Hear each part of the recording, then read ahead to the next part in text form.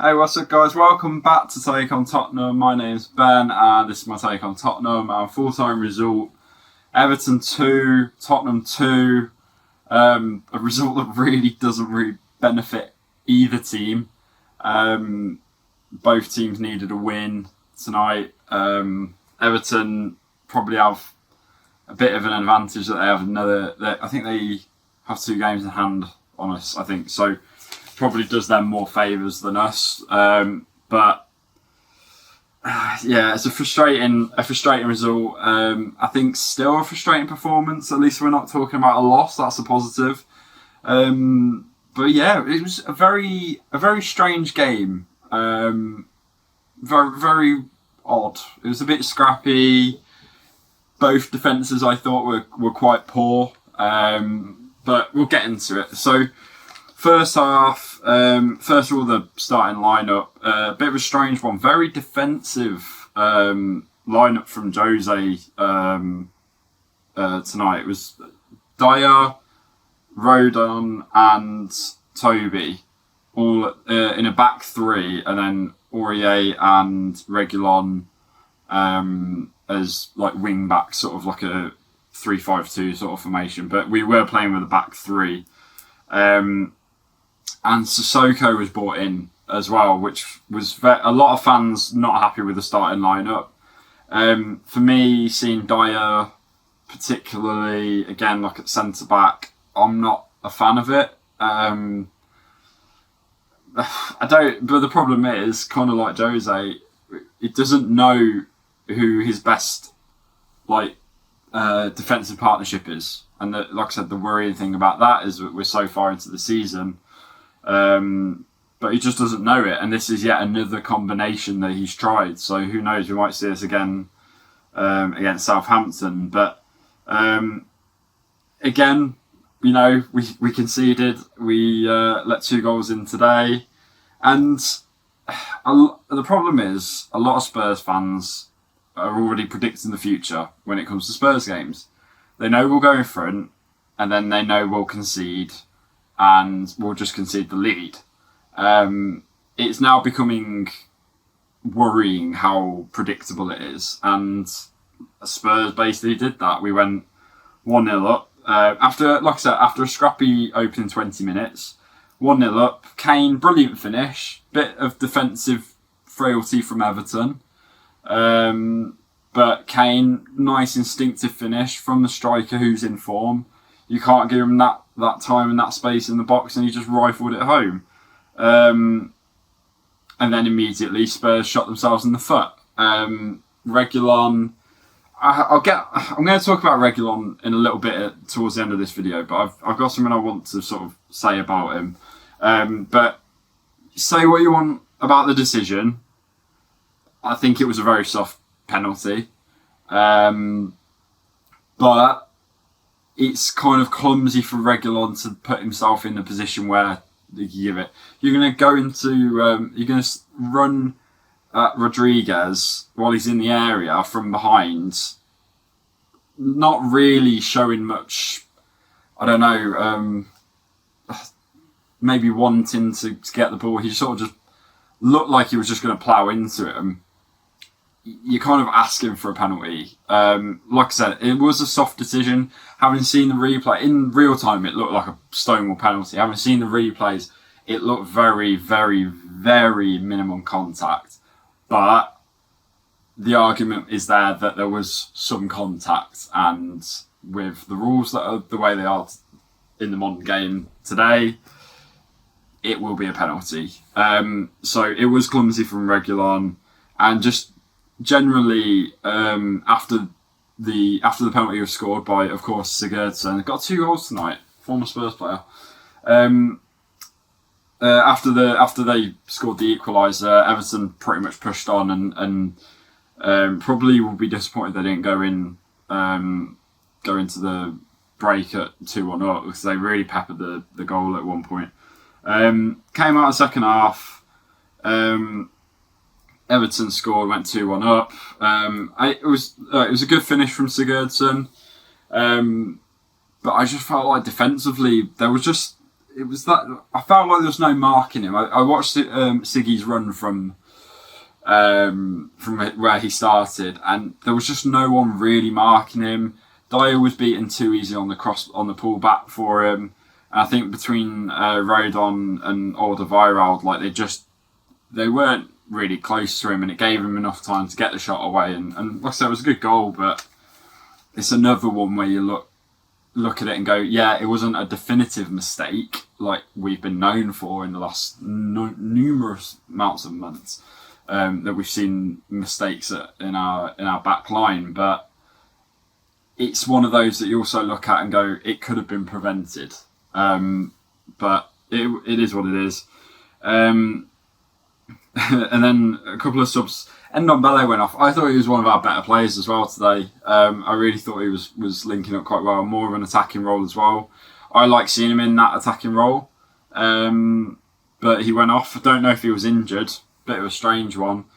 And Reguilon came off as well. This is where I'm going to talk about Reguilon really quickly.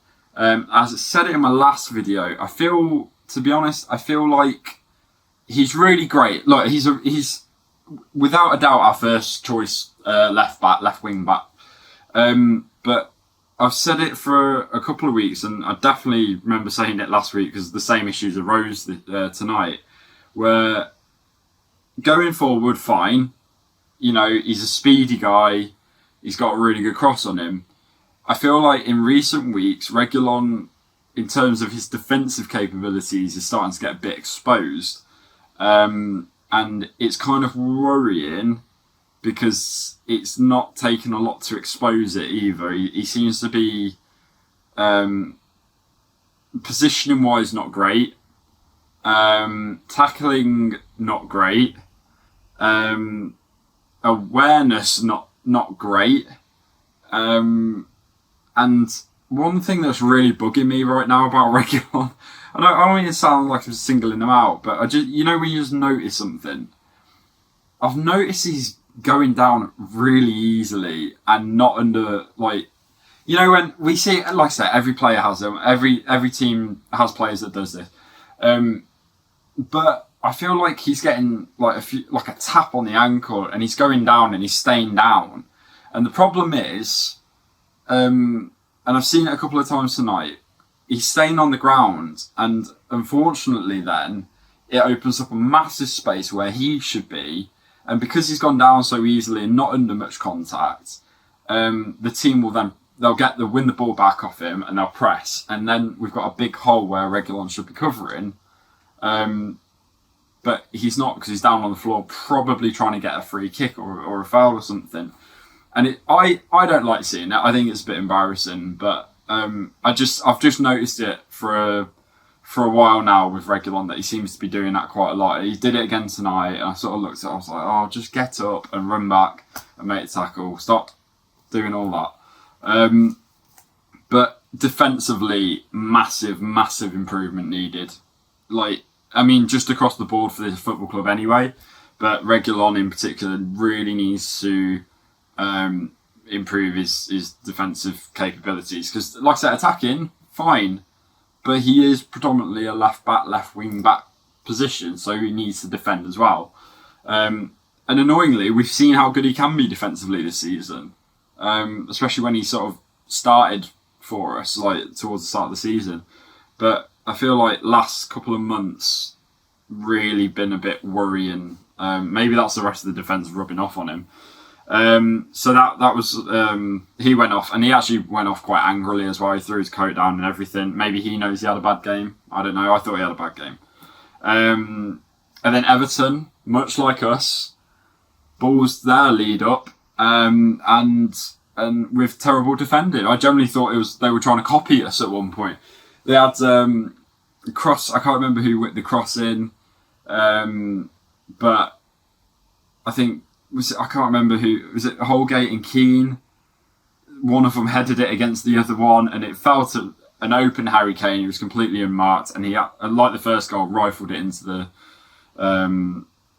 back of the net. And again, you can't afford to let him do that. But again, I really felt at times with Everton that I was kind of watching Spurs in a way. Like And you look at where they've been this season. They've both been near the top ends of the league. Both look very promising at one point. A load of disappointing results, defensive uncertainties, and we're literally right next to each other in the league. And I think they're very similar seasons. Be debatable. I'm sure each club's fans will argue that their season's been better or worse, but I would certainly argue that ours has probably been worse. But I think when you look at how the mistakes and things, it just seemed very like we were watching mirror image almost.